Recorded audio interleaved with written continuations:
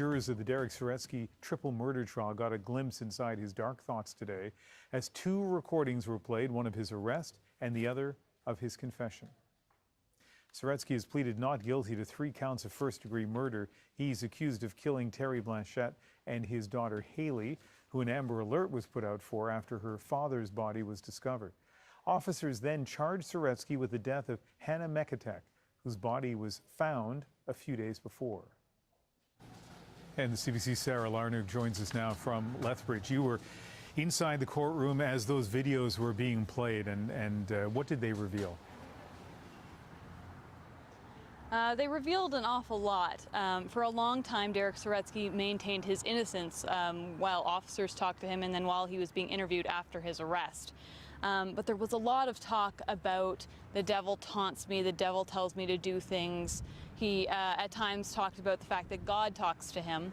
He also went into a bit of his childhood, saying that he had bad acne, he was bullied, these kinds of things. But in the arresting audio, we also hear him say things like, "Her spirit is floating around." That's a quote. He also went on to say, quote, "God works in some weird ways. I'm Catholic, that's what I believe." So that was kind of what we got from the arresting audio. And then after that, we heard what we're going to call a confession video, which lasted about 2 hours and was conducted by Staff Sergeant Michael McCauley, who specializes in interviewing in very difficult situations. So he was dispatched during the Amber Alert for Haley Dunbar Blanchette when they still hoped they might find her alive.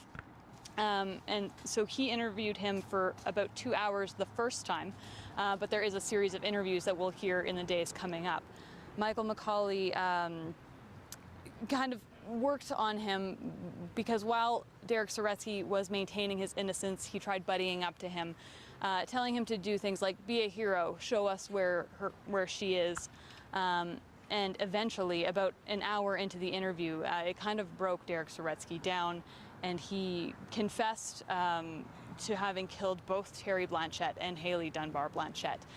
He also admitted to very gruesome and graphic details that I'll kind of spare you. And Sarah, as that video was playing, as those gruesome details were being described, what was it like inside the courtroom? It was silent. You could hear a pin drop.